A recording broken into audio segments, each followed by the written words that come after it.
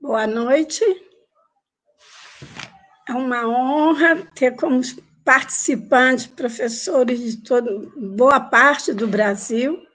Nós agradecemos, nós do Conselho do Ensino Religioso do Distrito Federal, e nós também agradecemos ao Comitê do Direito de Diversidade Religiosa, que nós fazemos parte da programação do combate à intolerância religiosa, que é alusiva ao Dia Nacional Combate Religioso, dia 21 de janeiro.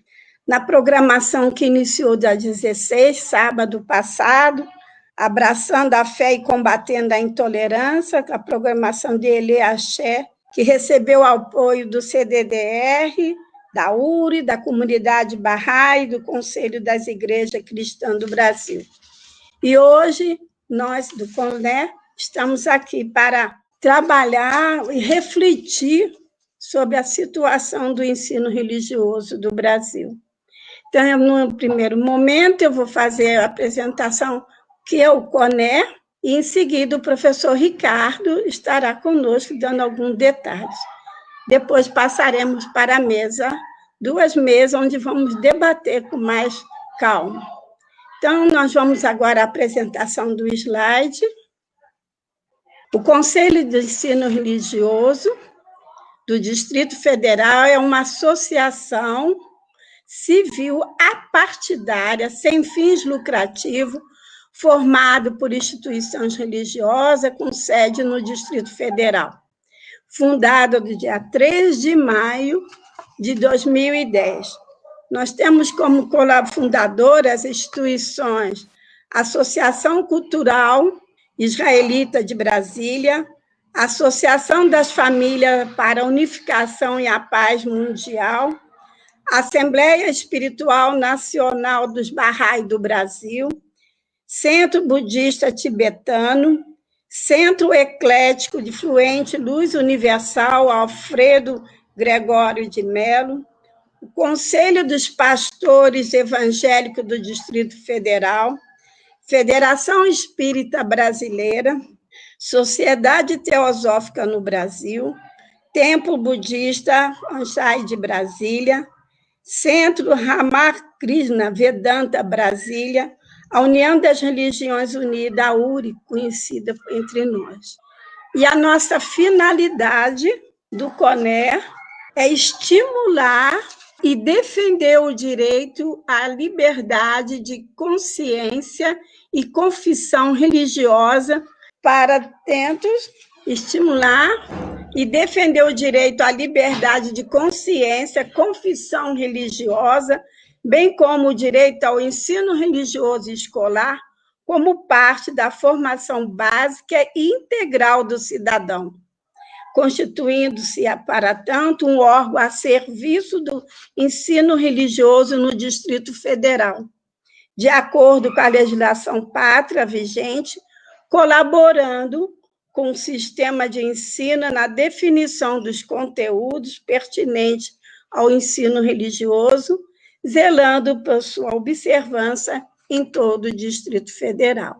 A missão: contribuir e viabilizar para que o ensino religioso no Distrito Federal seja inclusivo, respeitoso à diversidade filosófica e religiosa, com base ao diálogo, cooperação e uma cultura da paz.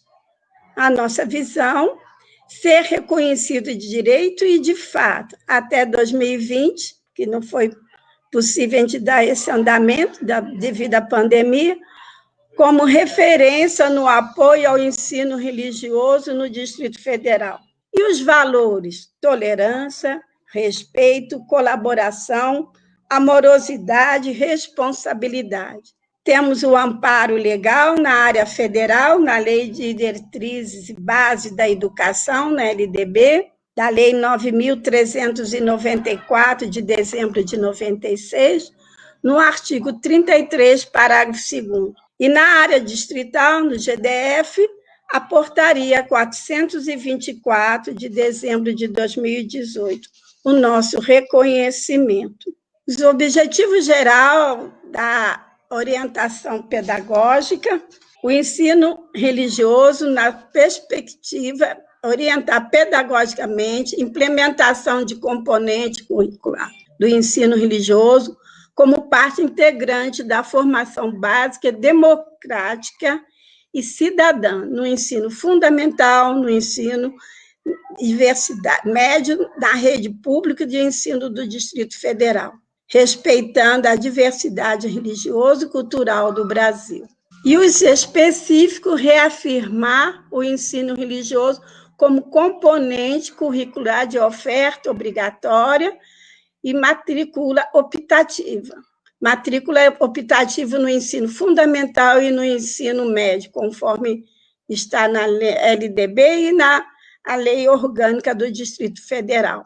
A orientação, a formação continuada dos profissionais da educação e de toda a equipe gestora. A formação deve contemplar o conhecimento dos documentos legais que regulamentam nacional e localmente. O ensino religioso é a compreensão dos sentidos que embasam essas demandas legais. Orientar a inserção do ensino religioso no projeto político-pedagógico, do PPP, de todas as unidades escolares do ensino fundamental e do ensino médio em rede pública do ensino do Distrito Federal. Então, eu sempre pergunto os princípios básicos para nortear. Então, todos nós temos aquele conhecimento em que temos uma necessidade de pergunta. Qual é a nossa origem? Há um propósito para a nossa existência? O que é fé? O que é sagrado? Há outra dimensão, além da que percebemos?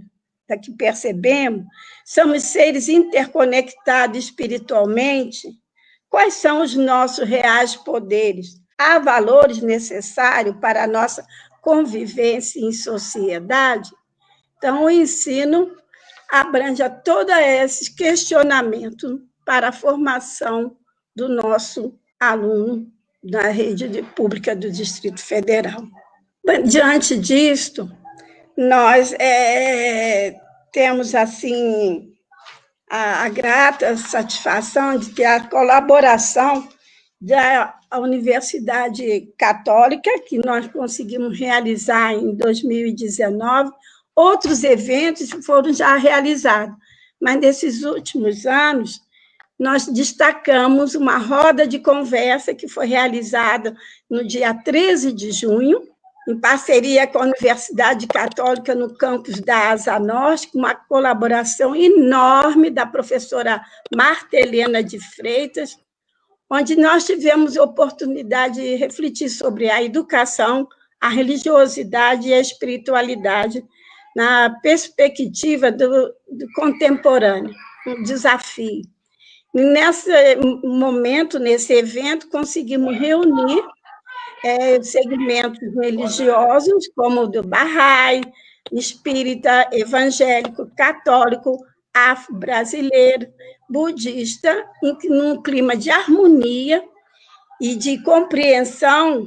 Destacamos que há um desafio para aplicar o que determina a lei do ensino religioso.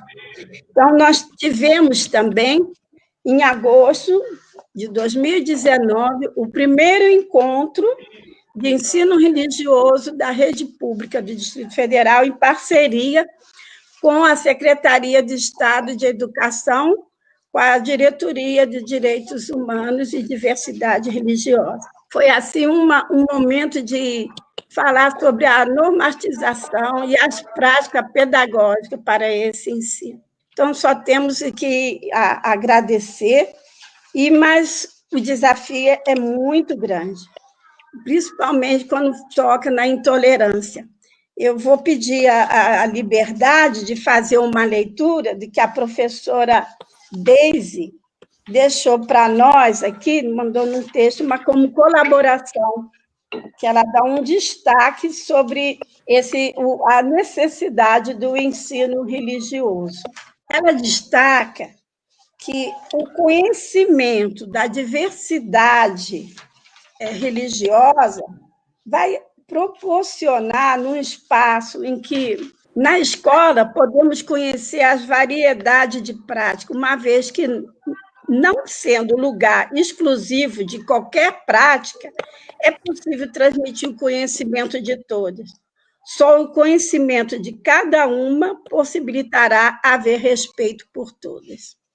Agora nós vamos passar a palavra para o professor Ricardo, que é membro da diretoria, o vice-presidente e fundador do Conselho de Ensino Religioso. Com a palavra, professor. Boa noite, meus irmãos, companheiros, em todos os sentidos, pela causa da tolerância religiosa. Alguns, às vezes, nos dizem que tolerância é muito pouco, que deveria haver um amor universal, mas a minha experiência prática é de que a tolerância seria uma grande conquista e que talvez queimar etapas nesse sentido seja um pouco utópico. Eu gostaria de lembrar que os próprios seguidores das religiões às vezes não se entendem dentro de uma mesma religião, que dirá, então, aquela distância que parece haver horizontalmente entre uma religião e outra. Na verdade, o Dr. Ravi Ravindra, da Universidade Dalhousie, no Canadá, ele dizia que é maior a distância, vou dar um exemplo como ele cita do cristianismo, entre Madre Teresa de Calcutá e o Al Capone, sendo que os dois, para efeitos do censo, vão se declarar cristãos, do que entre Madre Teresa e o Buda, Shankara, Patanjali, ou quem sabe Moisés, Maomé, porque a verdade mística ela tem que ser encontrada por percepção direta no coração dos grandes santos e fundadores das religiões. Então, outra concepção complementar da doutora Besa era de que a religião está no seu máximo, no seu ponto mais alto, quando o fundador ainda está vivo. Então, o auge do cristianismo foi quando Cristo estava vivo, o auge do budismo quando o Buda pregava pessoalmente, e assim também com o hinduísmo em Krishna, Shankara, e poderíamos citar Maomé e Moisés, etc., todas as grandes religiões com o respectivo fundador ainda vivo. Agora, quando chega o seguidor ele já está com uma concepção um pouquinho diminuída em relação ao instrutor original. Então, vem os apóstolos e já agregam suas interpretações. Depois vem o seguidor do seguidor do seguidor, e daqui a pouco se ramificam várias interpretações. Dr. Ravindra diz que onde há uma passagem dúbia na escritura, pode saber que já tem uma seita que interpreta de forma A e outra seita que interpreta de forma B. E o resultado desse processo é que o intelecto vai gerando divisões e nós precisamos mais do que nunca encontrar unidade, ou pelo menos inicialmente uma tolerância. Me permitam ler um parágrafo de Krishnamurti sobre o tema, quando ele diz: deve sentir perfeita tolerância por todos e um sincero interesse pelas crenças daqueles de outra religião, tanto quanto pela tua própria. Porque a religião dos outros é um caminho para o Supremo, da mesma forma que a tua.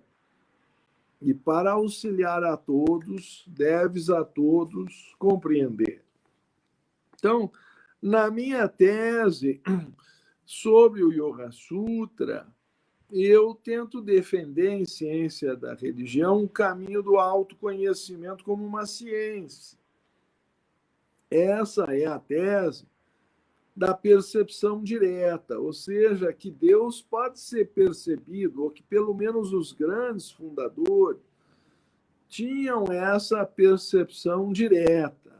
E se os seguidores, às vezes, já não têm mais, aí nós temos um processo que pode sugerir uma ideia de divisão ou de declínio. Então, nós temos que cuidar para evitar as interpretações dogmáticas, os nomes pessoais e as concepções antropomórficas que vão reduzindo a universalidade da percepção direta e estática da religião a, às vezes, um grupo de crenças que podem parecer incompatíveis com outra, seja porque o nome do fundador é outro, seja porque a época ou a questão, às vezes, dos costumes locais, a ancestralidade e sucessão de uma religião e os seus elementos mitológicos e parabólicos,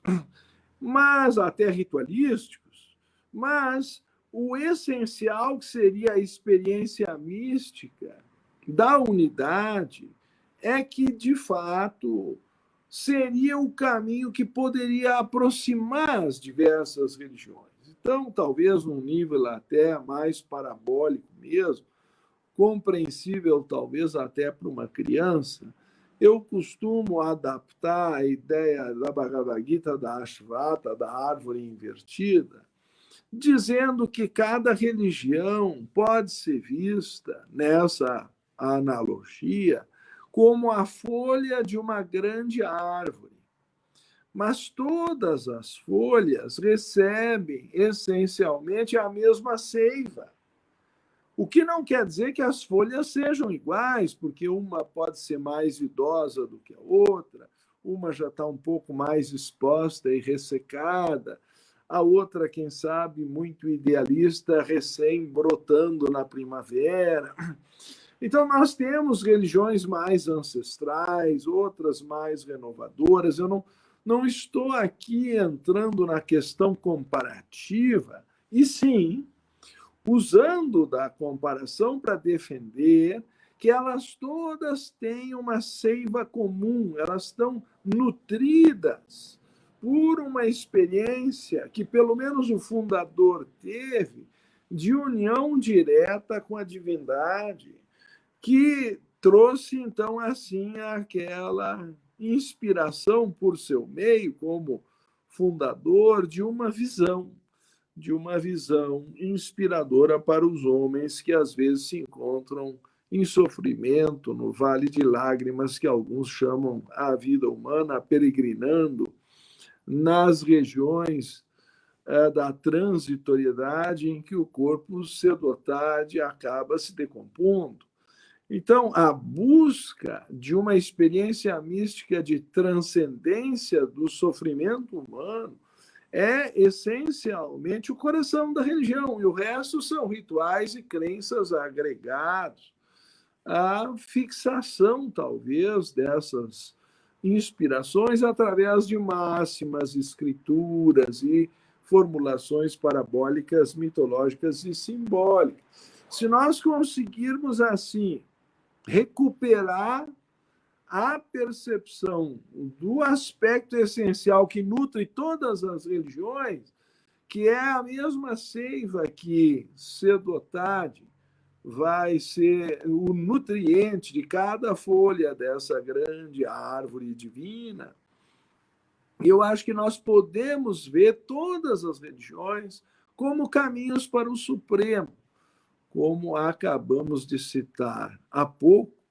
E se isso não significa que um tem que seguir a religião do outro e vice-versa, porque para cada doente há um remédio próprio, se eu puder assim comparar o sofrimento humano e a religião como um lenitivo ou um remédio, mas isto sim, que todos deveríamos dar as mãos como complementos de uma busca para o Supremo que há de elevar o coração humano acima da sua transitoriedade em busca do que é eterno. Então, essa é a contribuição que eu gostaria de dar nesse sentido. Obrigada, Ricardo. Então, agora nós iremos passar para a mesa 1, com a coordenação do Murilo, que faz parte da diretoria, da Secretaria de Educação, da Diretoria de Direitos Humanos, e que está colaborando, e representante dentro do CONER. Então, está com a palavra Murilo, professor Murilo. Boa noite a todas e todos que estão aqui acompanhando essa programação. Para quem não me conhece, sou Murilo Mangabeira, eu faço parte da Gerência de Educação em Direitos Humanos e Diversidade, que é uma gerência dentro da Diretoria de Educação em Direitos Humanos, Educação do Campo e Diversidade. Todas essas estruturas dentro da Secretaria de Educação do Distrito Federal. E nós estamos em diálogo com o CONER-DF, pensando na implementação do ensino religioso aqui no Distrito Federal. A primeira mesa vai ser uma mesa sobre a situação do ensino religioso no Brasil, e um pouco para poder refletir sobre isso, é bom recapitular que a Lei 9394 de 1996, que é a nossa Lei de Diretrizes e Bases da Educação Nacional, prevê em seu artigo 3º que o ensino será ministrado com base em princípios. Dentro desses princípios, existem os princípios de respeito à liberdade e o apreço à tolerância, a valorização da experiência extraescolar e consideração com a diversidade étnico-racial. A Lei 9.475 de 97 alterou a LDB no seu artigo 33, concebendo a disciplina de ensino religioso como parte integrante da formação básica do cidadão, apesar de ser facultativa. Também ela garante que os sistemas de ensino têm liberdade para definir os conteúdos de ensino religioso em parceria com entidades da sociedade civil, constituída por diferentes denominações religiosas, e para definir a forma de contratação de professores para essa disciplina. Então, é com esse preâmbulo que eu vou chamar para essa primeira mesa o professor Elcio Sequete, que é doutor em Educação, coordenador do Fórum Nacional Permanente do Ensino Religioso, que é o FONAPER. Ele também foi membro do Comitê Nacional de Respeito à Diversidade Religiosa. Também vai estar com a gente a professora doutora Eliane Maura Litig Milhomem de Freitas. Ela é doutora em Ciência da Religião pela PUC São Paulo, é membro do CONERES Espírito Santo, o CONERES, que é o Conselho de Ensino Religioso do Espírito Santo, e o pastor Jorge Schifferdecker, que é presidente da Assintec. Ele tem graduação em Teologia pela Escola Superior de Teologia da Igreja Católica de Confissão Luterana no Brasil, e também tem graduação em Pedagogia pela Federal do Paraná. Ele foi pastor sinodal da IESLB. A atividade principal dele hoje é o Ministério Pastoral em Curitiba e é o atual presidente da Assintec, Associação Interreligiosa de Educação, mestrando também do Programa de Pós-Graduação em Geografia da Federal do Paraná. Nós teremos aqui uma sequência de falas de 10 minutos, nessa sequência aqui que eu acabei de fazer para vocês. Então, nesse momento, eu passo a palavra para o professor Elcio Sequete. Muito obrigado, uma boa noite a todos, todas. Quero agradecer inicialmente o convite e a possibilidade de estarmos dialogando nessa noite sobre esse tema. É o primeiro evento do ano, já tratando, então, do ensino religioso, e, ao mesmo tempo, parabenizar os colegas do CONER e do Comitê Distrital da Diversidade Religiosa pela feliz iniciativa de não só comemorar o Dia Nacional de Combate à Intolerância Religiosa, mas transformar isso numa semana de trabalhos e reflexões coletivas. Então, é uma iniciativa muito feliz e necessária. Também cumprimento especialmente os meus colegas da mesa, a Eliane e o Jorge, que fazem parte da caminhada do ensino religioso, do FONAPER também, e temos parcerias de longa data.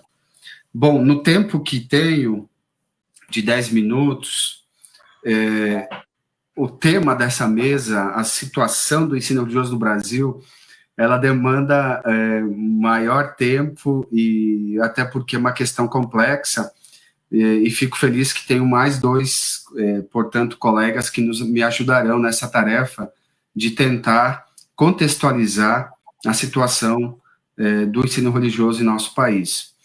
É uma tarefa complexa, como eu dizia, e eu não vou pegar um recorte histórico do que foi, de como era no passado.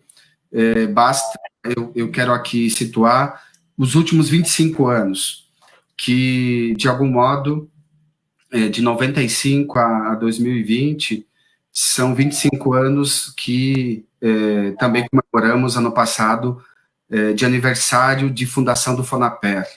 O Fórum Nacional Permanente do Ensino Religioso é um dos atores e um dos protagonistas centrais numa proposição de ensino religioso que respeita a diversidade religiosa e que, ao mesmo tempo, busca trabalhar os conhecimentos religiosos de forma científica na escola. Então, se nós olharmos para esse recorte do tempo de 25 anos, pós fundação do FONAPER, podemos dizer que a situação, ora vivenciada pelo ensino religioso, é favorável, é positiva, se compararmos a momentos anteriores da história. É positiva por quê? Porque, pela primeira vez, nos últimos anos, em 2017, sobretudo, nós consolidamos uma primeira orientação oficial curricular para o ensino religioso, a chamada Base Nacional Comum Curricular, que é o documento normativo hoje para a educação básica, que tem aí durabilidade de pelo menos 20 anos. Ela incluiu o ensino religioso, após idas e vindas e muitas lutas também de muitos atores, dentre eles o próprio FONAPER, a inclusão do ensino religioso na BNCC a partir de uma leitura não confessional e que está de acordo com e em consonância com a própria Constituição, ele é um fato histórico e por isso que eu dizia favorável à sua implementação, porque de 96, 97, como bem mencionado, desde a alteração do artigo 33, nós não tínhamos nenhuma orientação específica, curricular, assumida de maneira nacional por um ministério, por exemplo, que tivesse essa envergadura e essa leitura de concepção de ensino religioso. Então, essa conquista de 2017, que vem se implementando, é um fato histórico e favorável a uma perspectiva inclusiva da diversidade religiosa na escola. De outra parte, em 2018, nós temos também um outro fato histórico que é muito favorável ao ensino religioso, que foi justamente a publicação das diretrizes curriculares nacionais para as licenciaturas em ciências da religião. Essa também era uma demanda histórica, porque a efetivação do ensino religioso depende principalmente da formação, habilitação dos seus professores. Então, a licenciatura em ciências da religião é tida oficialmente, a partir de 2018, como a licenciatura que habilita os profissionais para este componente curricular. Vale lembrar que as licenciaturas já existiam, já eram oferecidas no país de maneira pontual, experimental, em vários estados. Alguns cursos já passam de 20 anos de história, contudo, elas careciam de uma legitimação e de um reconhecimento oficial de âmbito nacional. Então, desse ponto, desde estes dois documentos, é muito favorável o momento pelo qual vive o ensino religioso, estar assegurado na base curricular nacional e ter reconhecida uma licenciatura específica para a habilitação dos seus docentes. Então, isso é muito positivo, isso abre perspectivas, apresentam possibilidades de avanço consideráveis nos próximos anos. Por outro lado, é positiva a situação do ensino religioso, mas não deixa de ser complexa. Não deixa de ser complexa por vários motivos. Nem vou me alongar aqui em relação à própria pandemia, porque ela traz impactos em todo o setor educacional e, obviamente, no próprio ensino religioso. Mas quero enfatizar, de um lado, que o próprio contexto vivenciado pelo país nas últimas décadas, de um radicalismo e, sobretudo, de um enfrentamento em tudo que se possa dizer de diversidade, ele é um campo social que, de algum modo, traz obstáculos para um componente, como se propõe o ensino religioso, de incluir, de reconhecer toda e qualquer forma de manifestação religiosa.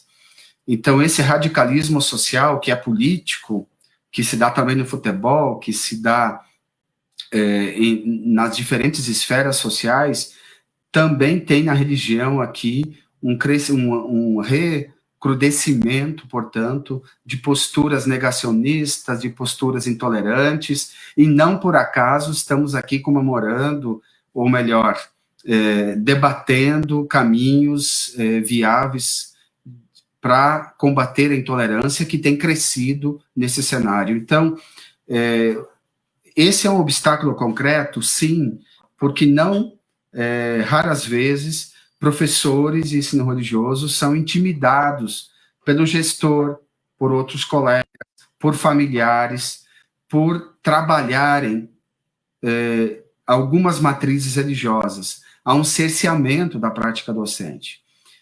Ou seja, trabalhar algumas igrejas, sobretudo cristãs, entre aspas, é normal e natural na escola. Mas quando o professor começa a trabalhar com cuidado, com cientificidade, matrizes indígenas, matrizes africanas, o próprio espiritismo, a própria liberdade de não crer que as pessoas têm, eles enfrentam pressões, desafios locais, intimidatórios muitas vezes, o que causa perplexidade e cerceia a liberdade de atuação docente. Isso, então, é um fato que merece atenção.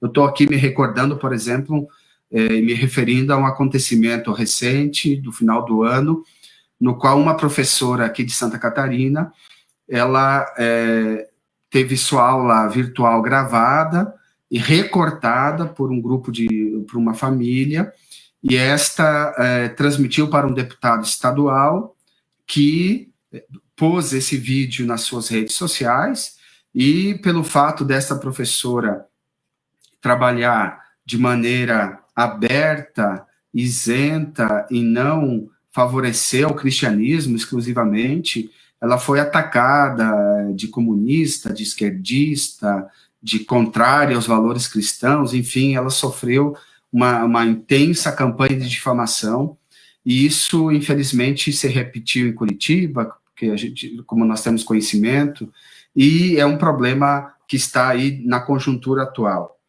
Esse é um desafio, portanto, bastante complexo dos tempos atuais e que coloca obstáculo ao próprio avanço do ensino religioso. Um segundo desafio é o descaso com a educação pública. Nós vivemos um momento no qual os agentes públicos que precisam pautar, emitir políticas públicas e fazer avançar a educação básica no país está em total descompasso com a demanda das escolas, das demandas das crianças, dos jovens e adolescentes da escola. Então, nós estamos atravessando um período histórico no qual o Ministério da Educação, por exemplo, vive uma inércia de políticas e que nem a própria BNCC é fomentada e implementada como deveria ser. Nós temos um Plano Nacional de Educação deixado ao acaso, fruto de uma luta social imensa para pautar a educação até o 2024, e isso hoje é negado. Nós não temos uma política que consolide as metas previstas no Plano Nacional de Educação. Com isso, o que isso significa? Significa que se a educação como um todo não avança, se as políticas públicas de formação de docentes, de formação em serviço, de insumos, de materiais, de infraestrutura não avançam, com isso, não só matemática está estagnada, língua portuguesa, história, geografia, mas também ensino religioso. Então, quando a conjuntura não favorece, isso também, portanto, cria obstáculos ao próprio ensino religioso. Um outro elemento, já no limite do meu tempo aqui, é o próprio fato bastante contraditório, também da história recente, da declaração do STF de constitucionalidade do ensino religioso confessional. E essa decisão do STF, após uma decisão apertada, vencida pelo voto de Minerva, de um voto bem contraditório, diga-se de passagem, coloca também um conflito jurídico entre os sistemas de ensino obedecerem o acórdão do STF ou obedecerem à Constituição e a própria LDB. Para quem estuda um pouquinho de direito, ou que entende um pouco da legislação brasileira educacional, são duas normas com validade nacional, jurídica, mas que se confrontam e que estão colidindo nesse momento. Então, isso gera confusão, incerteza, e muitas vezes pessoas se aproveitam disso para colocar em pauta os seus interesses, as suas verdades e a sua religião, em alguns casos, privilegiando e afrontando o princípio da laicidade da escola. Portanto, é nesse cenário, de um lado, com certos elementos que favorecem o ensino religioso a avançar, mas que, de outro, enfrentamos aí desafios complexos de âmbito nacional, que também impedem esses avanços, que está o ensino religioso nesse momento. Esperamos que 2021 nos traga forças e alguns ventos promissores, né, para que a gente possa dar novos passos e que a gente possa trabalhar na educação em prol do fomento do diálogo e da promoção da liberdade religiosa. Agradeço mais uma vez o convite e sigo aqui à disposição para dialogar depois com as questões que certamente virão para o debate. Muito obrigado. Obrigado, professor Elcio. Agora, na sequência, temos a professora doutora Eliane Maura. Está com a palavra, doutora. Só lembrando as pessoas que estão acompanhando a gente pelo Facebook e pelo YouTube, que estamos olhando aqui, conferindo as perguntas de vocês, e vai ter um momento onde as questões serão repassadas para os nossos membros aqui da mesa, ok? Professora Eliane, a palavra está contigo agora. Boa noite a todos e todas, todos os componentes aqui da mesa, e também, né, todos que estão nos ouvindo. Sinto-me honrada em participar deste momento tão grandioso para o ensino religioso, assim como também ouvir os colegas. É uma alegria sempre ouvir as suas experiências e trajetórias. Também é uma responsabilidade representar aqui, hoje à noite, o Espírito Santo. Nosso estado é um estado pequenininho, mas ele tem procurado fazer a sua parte, né, a partir da limitação que nós temos. E também aproveito a oportunidade para agradecer a vocês, né, esse momento que estamos vivendo aqui. A minha fala, ela é rápida, eu não tenho muita coisa para dizer, mas eu vou falar um pouquinho dos momentos exitosos que eu considero, e logo depois, né, aquilo que a gente considera como desafios aqui para o Espírito Santo, e que certamente isso se replica também em outros estados da federação. Quando eu falo em momento exitoso, eu digo isso numa perspectiva otimista, porque como em tempos sombrios que nós estamos vivendo, como tão bem colocou o professor Elcio, é necessário um brilho no olhar e muita esperança para podermos fazer a diferença. Quero destacar o papel do CONERES ao longo desses anos, o CONERES, ele tem um trabalho, tem uma caminhada bacana, apesar de todas as dificuldades que nós enfrentamos. Falando mais especificamente do ensino religioso, como nós da educação sabemos, após a elaboração da BNCC, os estados e municípios tiveram que organizar os seus currículos. E aqui no Espírito Santo, o documento, ele foi organizado em conjunto com os profissionais da educação do estado, junto com a Undime, no qual incluiu vários professores, analistas, colaboradores, articuladores e toda a equipe pró-BNCC do Espírito Santo. A rede privada, a rede estadual e os municípios que não têm sistema próprio de ensino seguem o documento aprovado pelo Conselho Estadual de Educação e aqueles municípios que também aderiram ao currículo capixaba. Então, no nosso caso, aqui no Espírito Santo, dos 78 municípios, somente 29 possuem sistemas de ensino. E desses, salvo engano, apenas 3 não aderiram ao currículo capixaba. Portanto, nós podemos afirmar que o ensino religioso está praticamente em todos os municípios do território capixaba. Então, isso é um dado muito importante, e é importante colocar como um fato muito exitoso, porque nós temos uma organização curricular em que o ensino religioso está posto, e nós também temos currículo, o currículo capixaba. O currículo capixaba, ele também acrescentou, dentre outros conteúdos, competências específicas aqui do nosso estado, e, além disso, as disciplinas, elas dialogam entre si por meio dos temas integradores. Esse é o ponto bastante interessante que eu coloco como ponto exitoso. Mas aí vem, então, né, os desafios. E um desafio inicial, que é muito importante, que a gente precisa falar, é da formação. Né? A formação, ela é uma pauta constante do nosso conselho.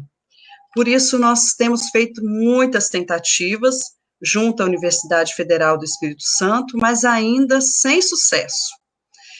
Ainda não desistimos e nem vamos desistir, mas a gente vai precisar de muito fôlego, principalmente nos últimos tempos, né, e da forma como estamos vivendo as questões da universidade pública ultimamente.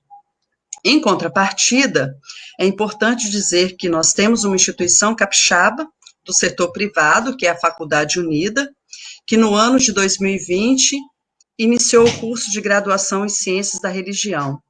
E esse é um ganho muito importante. Por quê? Possibilita a formação de professores capixabas na modalidade EAD, e dessa forma o ganho se estende por todo o território capixaba e ainda para outros estados. Nós consideramos a formação inicial do professor fundamental, porque, dado ao caráter da nossa disciplina, e também, né, não só tanto da BNCC como do currículo capixaba, que está num viés não confessional. Então, esse viés não confessional, nós entendemos que atende também à Constituição Federal e à legislação que apregoa o não proselitismo, bem como a diversidade, o respeito à diversidade cultural e religiosa do Brasil. Diante disso, os sistemas de ensino, as secretarias de educação, as escolas, os professores, os alunos, a comunidade em geral, precisa entender o papel dessas disciplinas, da nossa disciplina, que é o ensino religioso. E o papel dela, mais do que nunca, é necessário, mais uma vez, enfatizar que não é catequizar, mas ensinar sobre as diferenças, a identificar a leitura do fenômeno religioso, a respeitar e acolher o outro nas suas diferenças.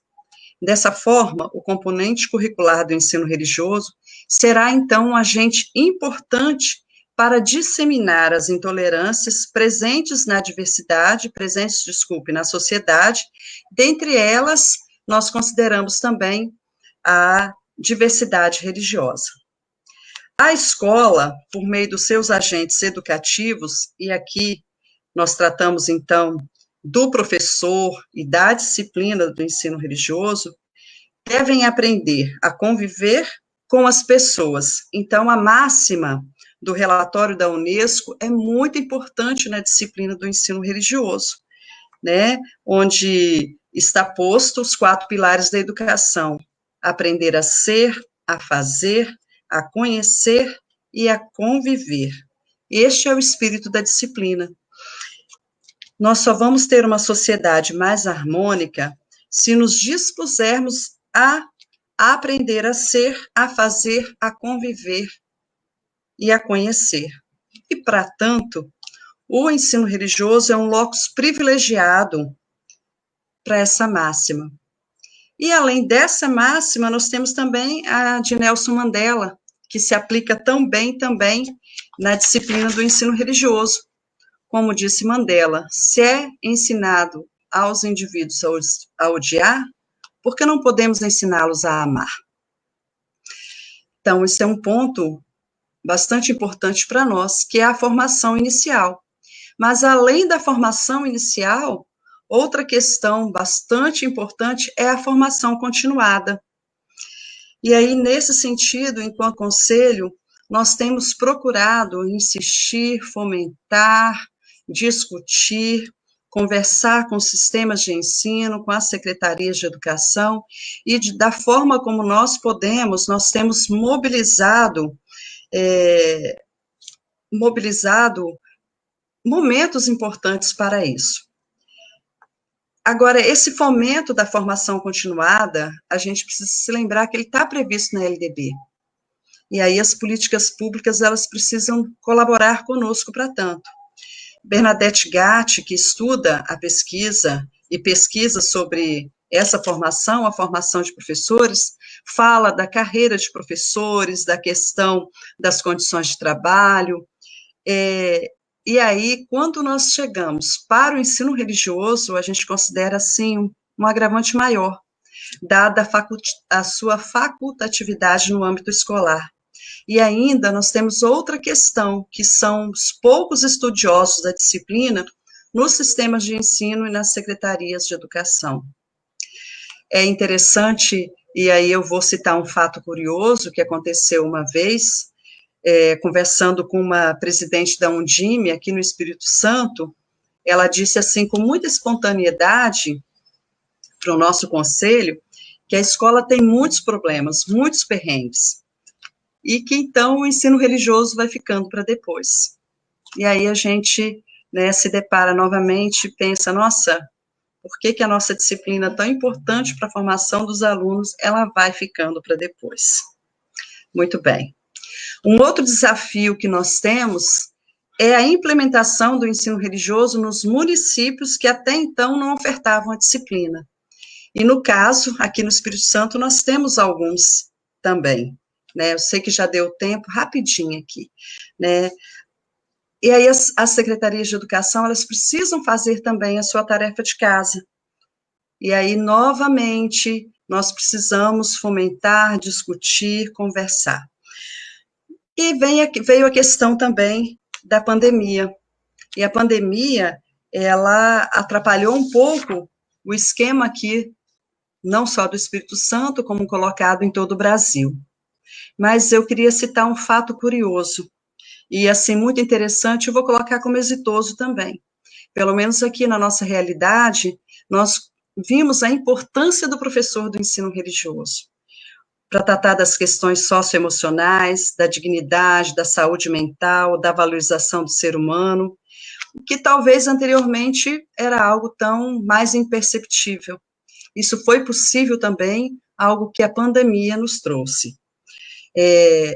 Outra coisa que nós consideramos como ganho, apesar de todas as dificuldades, foi a descoberta, entre aspas, da tecnologia, que encurtou os caminhos e nos possibilitou formações à distância, que até então, nós do Conselho do Ensino Religioso não tivemos essa ideia.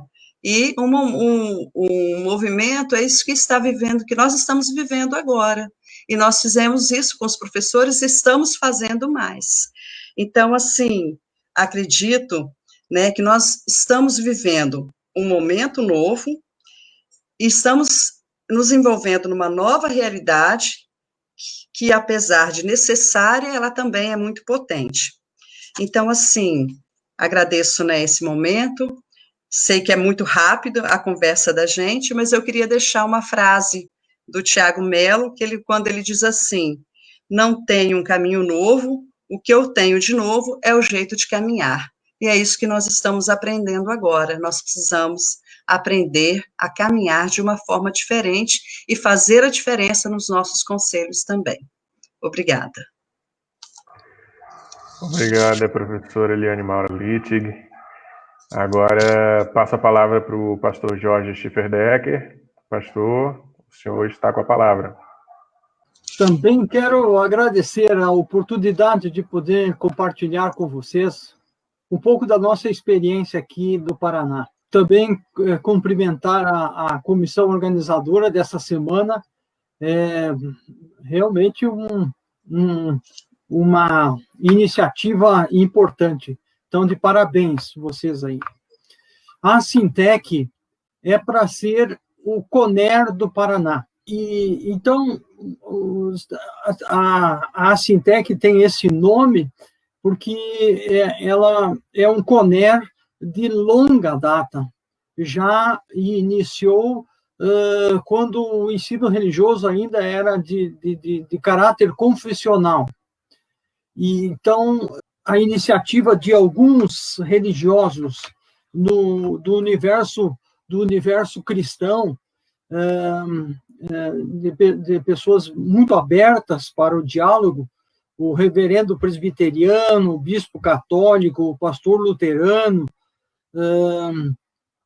faziam uma caminhada conjunta lá no início da década de 90 já. E a partir desse diálogo entre os cristãos, foram se juntando outras tradições religiosas. E nesse diálogo interreligioso, que foram sendo construídos as bases do que hoje é a Sintec.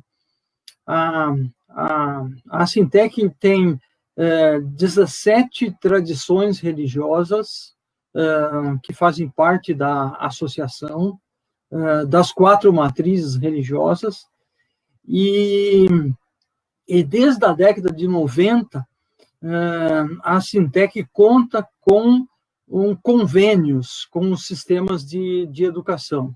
O convênio com a Secretaria Estadual de Educação e o convênio com a Secretaria Municipal de Curitiba. E nesses 2 convênios, nos são cedidos professores que, então, fazem o que a Sintec sabe fazer de melhor, que é traduzir a experiência religiosa para o sistema pedagógico e didático. Então, a especialidade da Sintec é transformar o conteúdo da tradição religiosa em conteúdo escolar, do conteúdo a ser tratado na sala de aula. Então, essa é uma experiência de muitos anos já, e é uma experiência, digamos assim, exitosa, como já foi usado essa palavra. Porém, a cada mudança de governo, a cada eleição, nós temos que recomeçar todo o processo novamente. E essa é uma das dificuldades que a gente tem.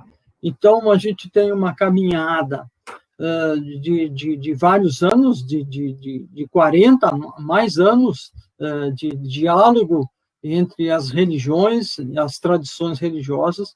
No entanto, a cada governo que entra, a gente recomeça sempre de novo a ter que esclarecer o papel da Sintec, a função da Sintec, e defender o ensino religioso como disciplina fundamental na formação das crianças. Nós, a Sintec, nesses convênios, tem bastante atividades de capacitação de professores, professoras, e nessas atividades são alcançadas muitos professores, centenas, a gente pode dizer, professores que anualmente passam pelos cursos, pelas atividades da Sintec. E como a experiência já foi compartilhada, cada vez mais a tecnologia tem ajudado nesse sentido de chegar à capacitação desses professores, dessas professoras, para o ensino religioso.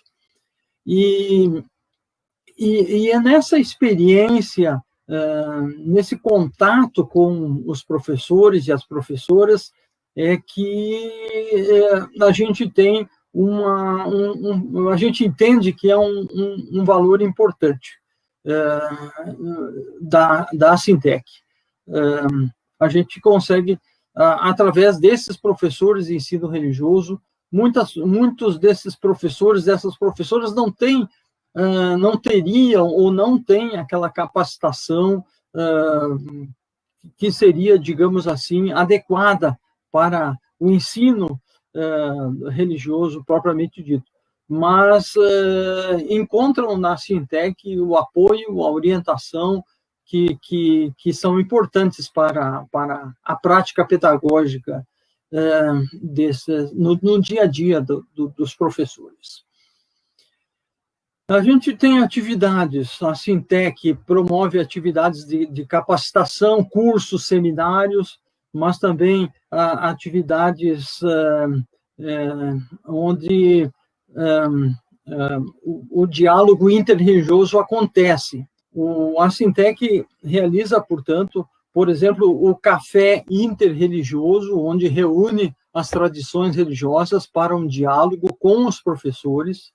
E nesse café interreligioso acontecem atividades voltadas para o currículo, atividades que tratam do currículo estadual de ensino religioso, e é nessa interação das religiões com os professores que a gente tem uma caminhada de muito valor no que diz respeito ao diálogo, no que diz respeito a conhecer a tradição da outra pessoa, a tradição de fé, a tradição religiosa, e que acaba sendo, via a Sintec,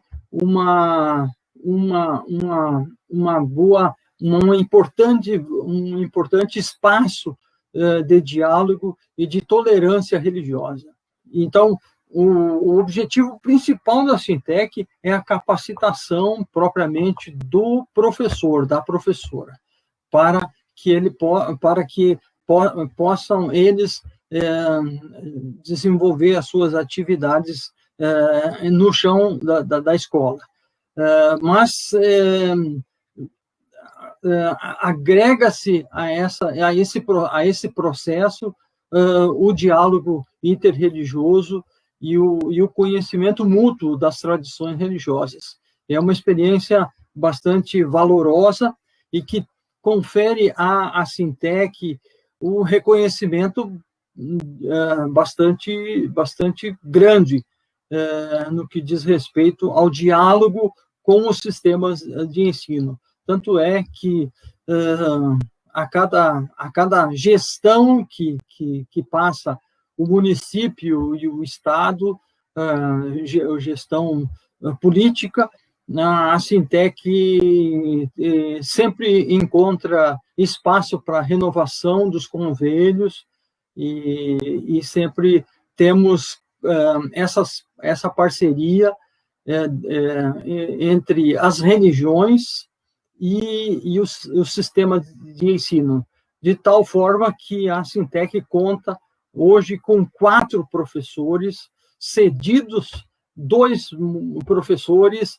cedidos pelo município e 2 professores cedidos pela Secretaria Estadual de Educação para a elaboração de material, para a elaboração de cursos e atividades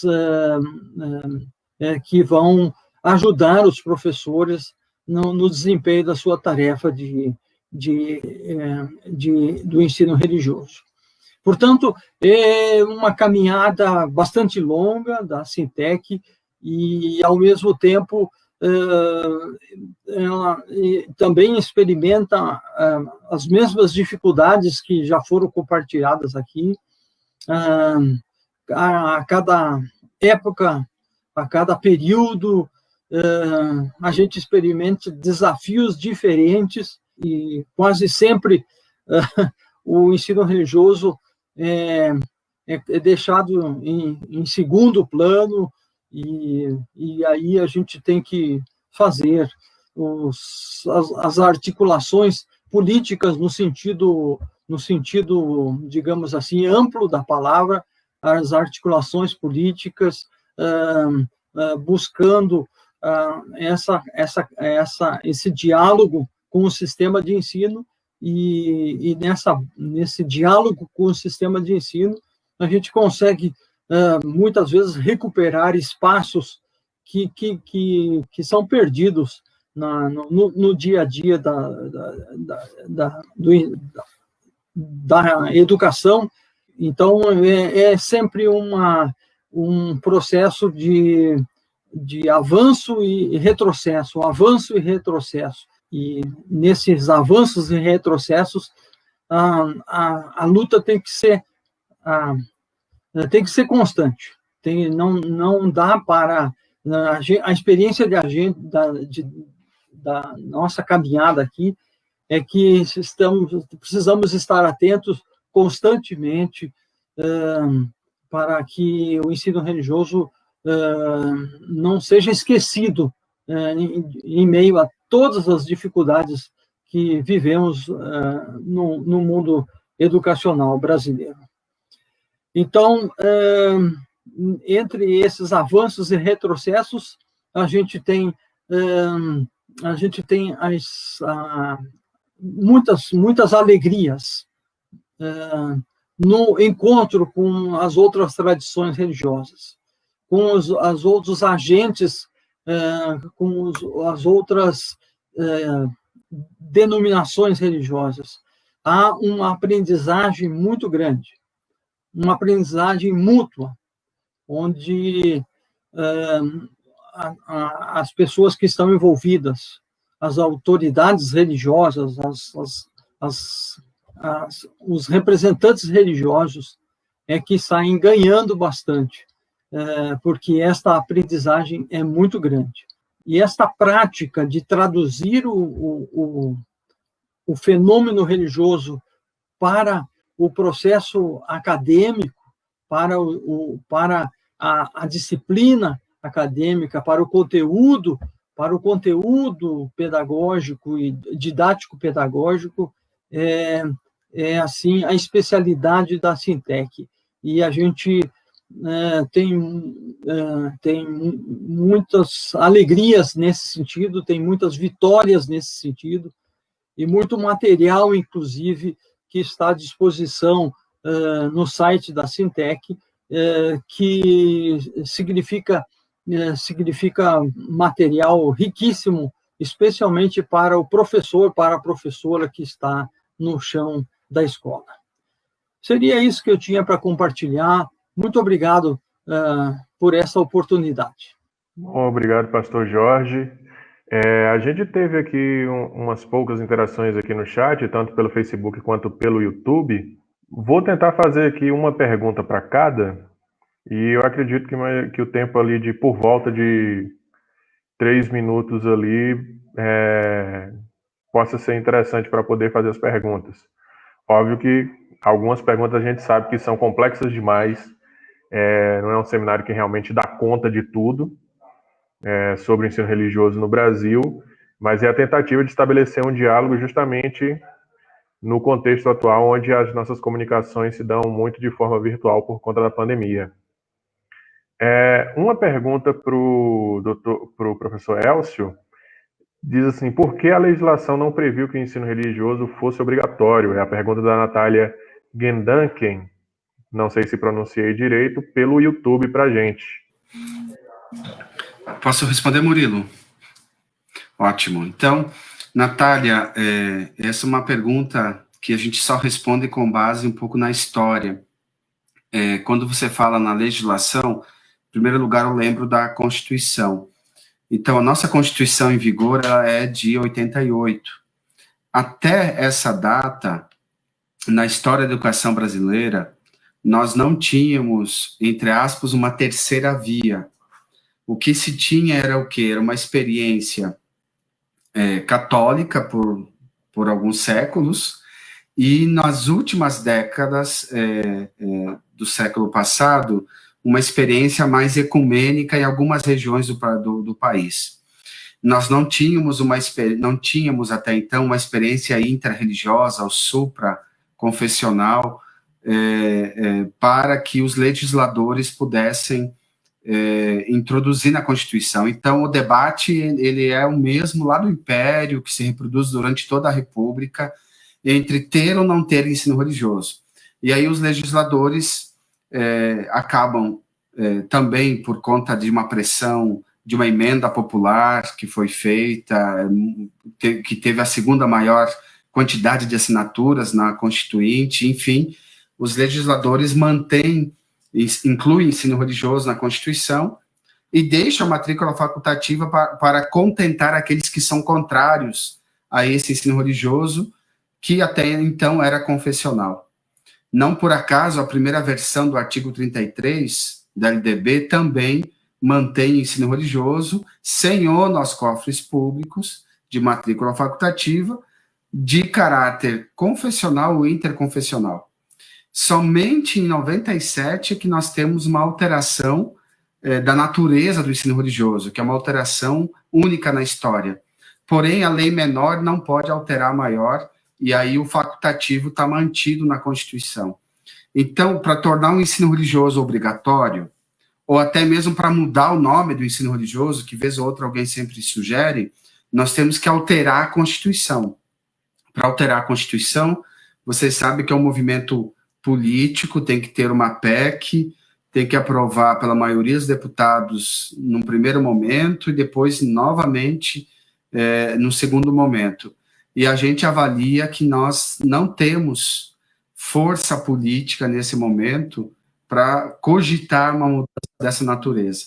Então, por força da história, a gente tem uma proposta bastante inovadora sendo implementada, mas a legislação não acompanhou essas mudanças reais e ela é meio que um freio de mão na história.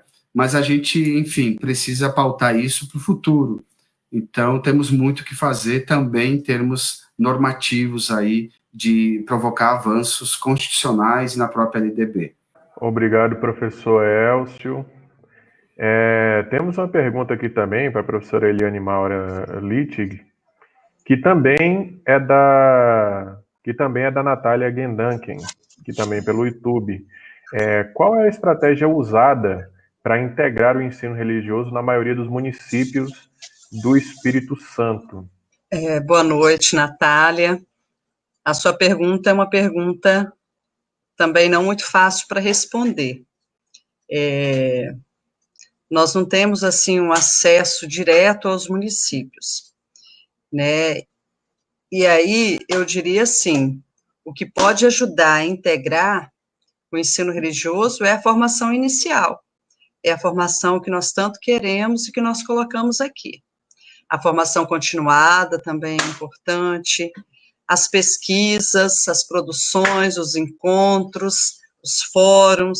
Então, isso pode dar uma certa integração da disciplina. Em relação a dados aqui do Espírito Santo, nós temos, assim, cada município organiza a sua formação.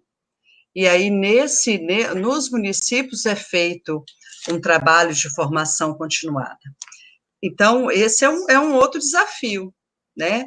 E o desafio é, de fato, algo que nós achamos que agora em diante nós vamos poder colher, porque nós temos um currículo capixaba, um currículo único. Então, isso nós acreditamos que vai nos dar a condição de realmente ter uma disciplina, vamos dizer assim, única, né? Uma disciplina, assim, com viés mais, como é que eu posso dizer? Que atenda a todos dentro daquilo que propõe o currículo. O importante é a gente pensar a que a disciplina se propõe, por que ela está aí. Né? Acho que, assim, algumas experiências que foram mostradas pelo pastor Jorge anteriormente, e a fala do professor Elcio, é muito importante para a gente pensar nessas ações que elas são feitas e que elas vão tendo continuidade. A grande questão é que as outras disciplinas, por antes, né, pelo fato de elas terem uma graduação, né, um curso de formação inicial, parece que isso estava bem mais claro. E nós estamos iniciando esse processo agora com o ensino religioso. A partir do momento que nós temos uma graduação para formar o professor de ensino religioso, nós estamos lutando por ela. Isso que eu acredito que vai garantir a integração da disciplina. Não sei se eu respondi, né, mas eu acredito que o caminho vai ser por aí. Obrigado, professora Eliane Maura. Não temos uma pergunta do chat diretamente para o pastor Jorge, mas eu fiquei numa curiosidade e gostaria de fazer uma pergunta para o senhor. O que o senhor considera o maior avanço e o maior retrocesso na implementação do ensino religioso na história de trabalho da Assintec? E, na verdade, assim, por que está exatamente considerando determinado fato como, sei lá, o maior retrocesso e como o maior avanço? O que tem nesses fatos aí de específico aí que faz o senhor fazer essa leitura? Talvez eu deva fazer a seguinte observação. Como a Assintec tem uma caminhada de mais de 40 anos, então foi justamente no processo de transformar a Assintec de uma instituição interconfessional para uma instituição interreligiosa, houve ali no final dos anos 90 uma certa ruptura, certo? Com setores mais conservadores do cristianismo e de instituições, especialmente evangélicas, que não conseguiram caminhar com a gente numa proposta em que o ensino religioso e a própria associação se tornaria uma associação interreligiosa. Então, esse momento, no final da década de 90, é um momento que, ao mesmo tempo que significou um grande avanço em direção ao diálogo, à tolerância religiosa, nesse sentido foi um avanço, mas, por outro lado, houve um retrocesso porque setores do mundo cristão não acompanharam essa discussão e não acompanharam a caminhada daquele ponto em diante. Então, ao mesmo tempo que foi um avanço, foi também um retrocesso, né? Porque a gente percebe que hoje a gente experimenta reações muito no contexto evangélico conservador, né, para a gente avançar nessa questão do ensino religioso enquanto disciplina, enquanto disciplina escolar e importante para a formação integral da criança, do jovem que cresce nos nossos bancos escolares.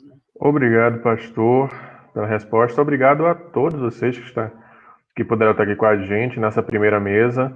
agradecendo a todo mundo que interagiu pelo chat do Facebook e pelo chat também aí no YouTube. Nesse momento eu posso considerar que foi um trabalho bem feito, bem sucedido, e eu acho que nesse momento a gente pode desfazer a mesa para a segunda mesa da noite, e desde já agradeço imensamente a presença do professor Écio Sequete, professora Eliane Maura Litt, pastor Jorge Schifferdecker. Obrigado demais pela contribuição de vocês. E passo a palavra agora para Solange, do CONER-DF, para poder seguir com a programação. Boa noite a todas e todos. Só temos gratidão para todos vocês dessa mesa. Imensamente alegres, estamos alegres por essa participação de vocês.